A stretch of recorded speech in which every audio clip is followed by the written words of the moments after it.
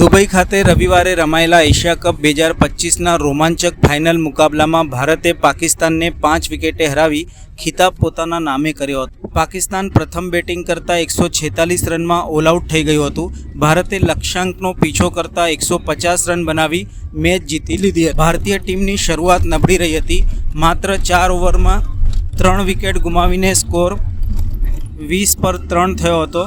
સૂર્યકુમાર યાદવ, શુભમન ગિલ અને અભિષેક શર્મા જલ્દી આઉટ થતાં ચાહકોમાં ચિંતા જોવા મળી હતી, પરંતુ તિલક વર્માએ એક છડો સંભાળી રાખ્યો અને અડગ રહીને અણનમ 69 રન 53 દડાની ધમાકેદાર ઇનિંગ રમીને ટીમને વિજય સુધી દોરી ગયા હતા. ભારતની આ જીત બાદ સમગ્ર દેશમાં જશ્નનો માહોલ જોવા મળ્યો હતો.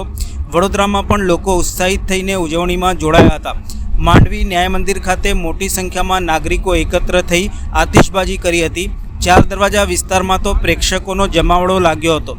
લોકો ભારત માતા કી જયના નારા લગાવી આનંદ વ્યક્ત કરતા જોવા મળ્યા હતા.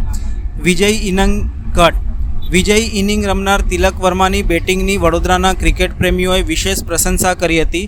સમગ્ર શહેરમાં ભારતની જીતની ખુશી છવાઈ ગઈ હતી. પહેલાં તો હું તમામને અભિનંદન આપીશ.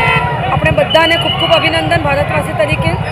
એશિયા કપમાં ભારતની પાકિસ્તાન સામે જીત થઈ છે અને અત્યારે માંડવી વિસ્તારમાં આપ જોઈ શકો છો મોટી સંખ્યામાં આપણા ક્રિકેટ પ્રેમીઓ અને નાગરિકો અહીંયા ભેગા થયા છે અને તમામ જીતની શાનદાર જશ્ન કરી રહ્યા છે અને પોલીસનો બંદોબસ્ત, ટ્રાફિકનો અને તકેદારી બંદોબસ્ત લગાવવામાં આવ્યો છે.